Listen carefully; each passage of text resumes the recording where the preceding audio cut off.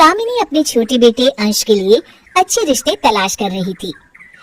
अंश एक हाथ से अपाहिज था, इसलिए कोई भी उससे शादी करने के लिए तैयार नहीं था।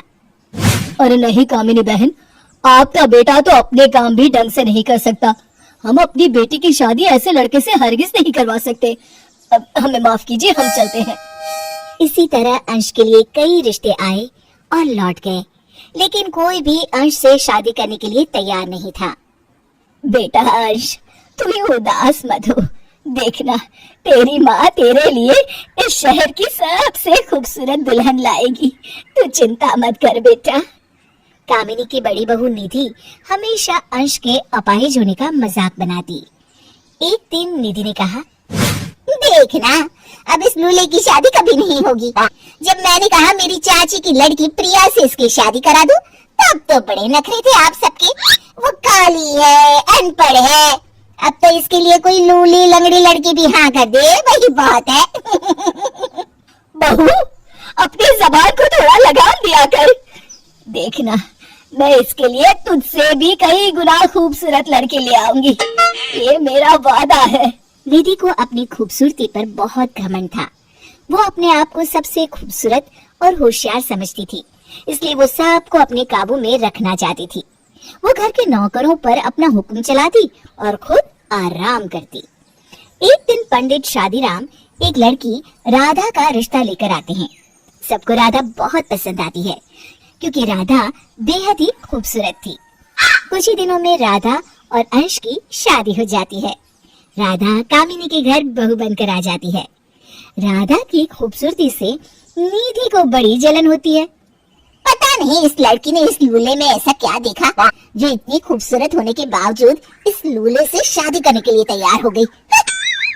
अब राधा ने पूरे घर की सारी जिम्मेदारी उठा ली थी और सबका बहुत अच्छे से ख्याल भी रखती थी, इसलिए सब राधा से बहुत खुश थे। ये लीजिए माँ जी, आपकी मसाला चाय, और काका आपके लिए ये पकोड़े। एक तू है जो दिन भर कामों में लगी रहती है, और एक वो महारानी है जो किसी काम की नहीं, बस हर समय पैसे उड़ाने और सजने संवरने के लिए पार्लर में बैठी रहती है।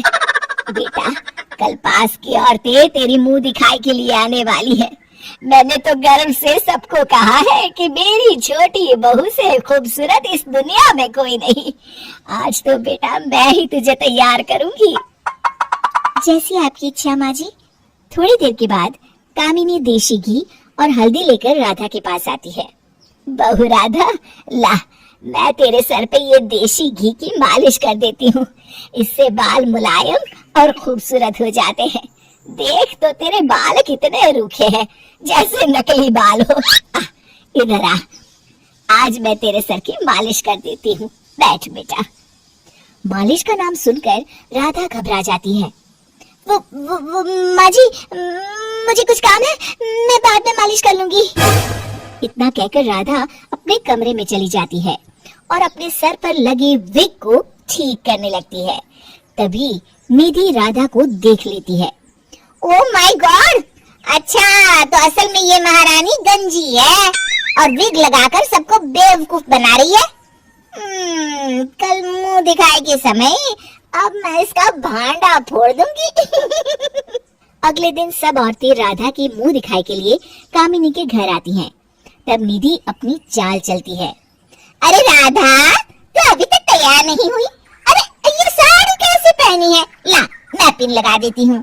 राधा साड़ी की पल्लू को राधा के नकली बाल में पिन लगाकर जानबूझकर फंसा देती है और राधा को मुंह दिखाई के लिए बाहर ले आती है। जैसे ही एक औरत राधा की मुंह दिखाई के लिए साड़ी का पल्लू हटाती है, पिन से फंसा हुआ राधा का विग भी निकल जाता है और सब औरतें हंसने लगती है।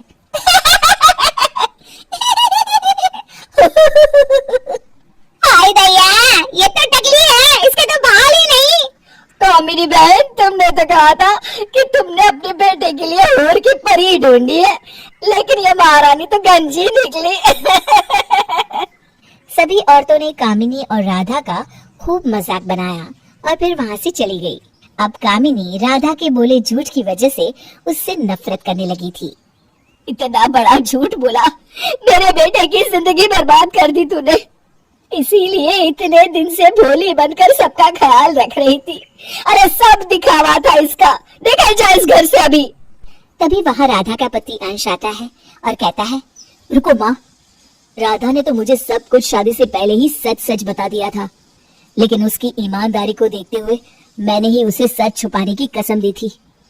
माँ, मुझ अपाहिज से शादी कर राधा ने मुझे और इस घर को कितने अच्छे से संभाला है। इंसान का तन नहीं, मन खूबसूरत होना चाहिए, जो राधा का है। मुझे अपनी पत्नी पर गर्व है माँ। अंश की बातें सुनकर कामिनी और निधि को अपनी भूल का एहसास होता है और वो राधा से माफी मांगकर दोबारा खुशी खुशी एक साथ रहने लगते हैं।